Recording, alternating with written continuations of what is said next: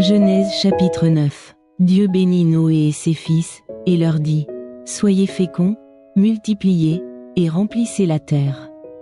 Vous serez un sujet de crainte et d'effroi pour tout animal de la terre. Pour tout oiseau du ciel, pour tout ce qui se meut sur la terre, et pour tous les poissons de la mer. Ils sont livrés entre vos mains. Tout ce qui se meut et qui a vie vous servira de nourriture. Je vous donne tout cela comme l'herbe verte. Seulement, vous ne mangerez point de chair avec son âme, avec son sang. Sachez-le aussi, je redemanderai le sang de vos âmes. Je le redemanderai à tout animal, et je redemanderai l'âme de l'homme à l'homme qui est son frère. Si quelqu'un verse le sang de l'homme, par l'homme son sang sera versé.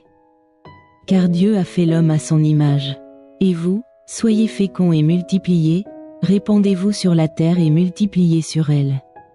Dieu parla encore à Noé et à ses fils avec lui, en disant : Voici, j'établis mon alliance avec vous et avec votre postérité après vous, avec tous les êtres vivants qui sont avec vous, tant les oiseaux que le bétail et tous les animaux de la terre. Soit avec tous ceux qui sont sortis de l'arche, soit avec tous les animaux de la terre. J'établis mon alliance avec vous. Aucune chair ne sera plus exterminée par les eaux du déluge. Et il n'y aura plus de déluge pour détruire la terre. Et Dieu dit : C'est ici le signe de l'alliance que j'établis entre moi et vous, et tous les êtres vivants qui sont avec vous. Pour les générations à toujours, j'ai placé mon arc dans la nue, et il servira de signe d'alliance entre moi et la terre.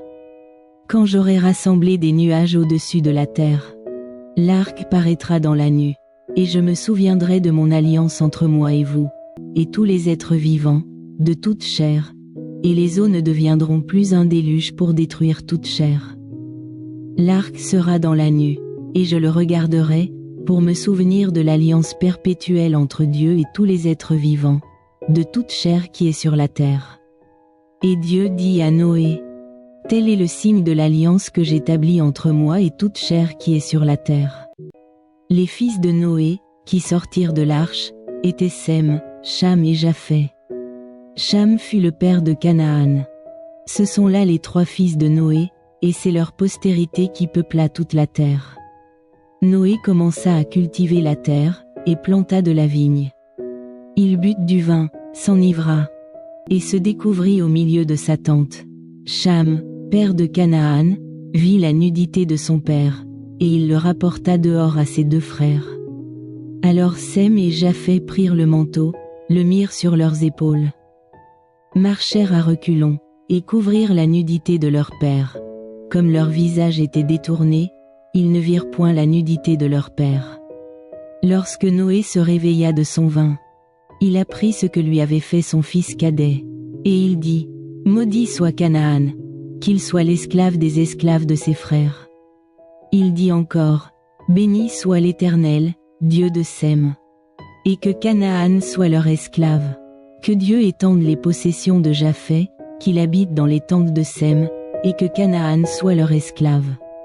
Noé vécut, après le déluge, 350 ans.